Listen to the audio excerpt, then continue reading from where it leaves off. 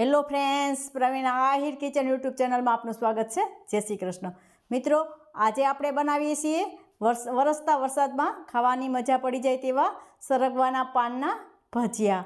અને જો મિત્રો તમને મારા વિડીયો સારા લાગતા હોય તો લાઇક અને શેર જરૂરથી કરજો। અને હા મિત્રો, મારી ચેનલમાં નવા હોય અને હજી સુધી સબસ્ક્રાઈબ ના કર્યું હોય તો પ્લીઝ સબસ્ક્રાઈબ કરી દેજો।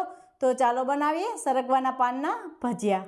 મિત્રો, આજે કંઈક અલગ આપણે રેસીપી બનાવીએ સરગવાના પાનની। આપણે ચોમાસામાં ભજીયા ખાવાનું મન થતું હોય છે, આપણે ચાલુ વરસાદે આપણે ભજીયા ખાવાનું મન થતું હોય છે। તો મેથી આપણે ચોમાસામાં એકદમ કડવી આવે અને ફ્રેશ પણ ના હોય। શિયાળામાં જેટલી મસ્ત મેથી આવે એટલી ચોમાસામાં ના હોય। તો તમે એકવાર આ જરૂરથી સરગવાના પાનના ભજીયા બનાવજો અને ખાજો। એકદમ ટેસ્ટફુલ બને છે, ખૂબ ખાવામાં સારા લાગે છે। અને મિત્રો, એમાં પણ આપણે સરગવાના આપણે ખબર જ છે કેટલા આપણા શરીર માટે ગુણકારી હોય છે। સરગવો પણ ખાવો એકદમ ગુણકારી હોય છે, આપણે આમાં કેટલો શરીરને લાભદાયક હોય છે। એટલે આજે હું બનાવું છું સરગવાના પાનના ભજીયા। સરગવાના પાનના ભજીયા માટે મેં આ સરગવાના પાન લીધેલા છે। આવી રીતે નાના આને મેથી જેમ સુધારી એવી રીતે આને સુધારી નાખવાનું છે। અને આ મેં મરચાં લીધા છે। આપણે સરગવાના પાન અને મરચાં જેટલા નાખવા હોય એટલા આપણે જેટલો ટેસ્ટ ગમતો હોય એટલા આપણે આમાં નાખી શકીએ છીએ। મેં આટલા 3 મરચાંની નાના કટ કરી લીધેલું છે અને આટલા સરગવાના પાન લીધેલા છે અને નાનો આદુનો ટુકડો લીધેલો છે। આપણે આમાં હવે આપણે લોટ કરી લેશું। આ મેં 200 ગ્રામ ચણાનો લોટ લીધેલો છે, એને આપણે આવી રીતે ચારી નાખીશું। એકદમ ઇઝી અને ખાવામાં ખૂબ સારા અને શરીર માટે ખૂબ ગુણકારી। આપણે બધા જાણીએ જ છીએ કે સરગવો આપણા માટે શરીર માટે કેટલો ગુણકારી હોય છે।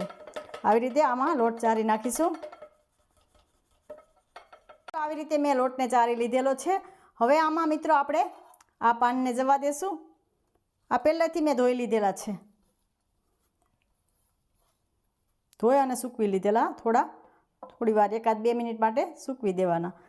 પછી આપણે આ મરચાંને જવા દઈશું। વધારે આપણે ભજીયા તીખા ખાતા હોય તો આપણે તીખા મરચાં પણ નાખી શકીએ છીએ। અને આ આદું છે એને પણ એમાં આવી રીતે છીણી લેશું। મિત્રો, આ એકવાર જરૂરથી ટ્રાય કરજો, એકદમ સરસ। તમે મેથીના ભજીયાને પણ ભૂલી જશો એટલો ટેસ્ટફુલ બને છે। આદું આપણા ટેસ્ટ પ્રમાણે આપણે નાખવાનું છે। હવે મિત્રો, આપણે ટેસ્ટ પ્રમાણે નિમક નાખીશું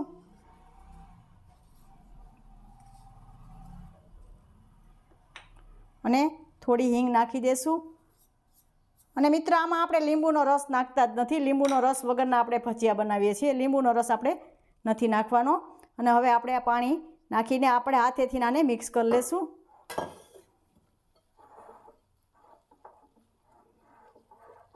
મિત્રો, મેં આવી રીતે આને મિક્સ કરી લીધેલું છે અને આપણે આ ભજીયાના જે સોડા આવે છે એ આપણે નાખીએ છીએ। આ ચમચી, નાની ચમચી મેં અડધી લીધેલી છે, એ આપણે બધા સોડા પણ નથી નાખી દેવાના, આટલા સોડા આપણે નાખીશું અને થોડું પાણી નાખી દઈશું। હવે આપણે એને મિક્સ કરી લેશું। આવી રીતે વધારે આને હલાવવાના નથી અને આપણે આને આ બેટરને એકદમ પતલું રાખવાનું છે, થીક નથી રાખવાનું, એટલે એકદમ મસ્ત આપણા આ ભજીયા તૈયાર થશે।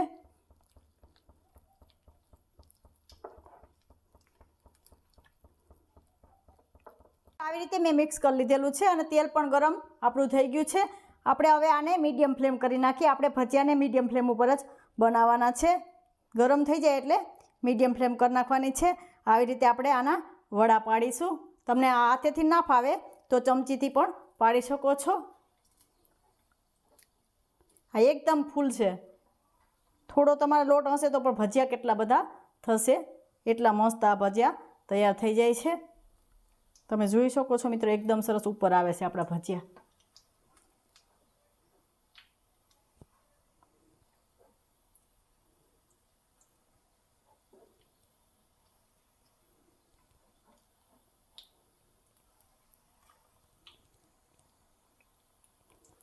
તો આ એકવાર જરૂરથી ટ્રાય કરજો। હવે આપણે આ ભજીયાને થવા દઈએ। મિત્રો આવી રીતે એક બાજુ આપણા ભજીયા તૈયાર થઈ ગયા છે। હવે આપણે આને ફેરવી લેશું। પાછો એકાદ મિનિટ માટે આપણે આવી રીતે રાખીશું। મિત્રો આવી રીતે આપણા ભજીયા તૈયાર થઈ ગયા છે। આપણે લઈ લેશું અને આવી જ રીતે આપણે બધા ભજીયા બનાવી લેશું।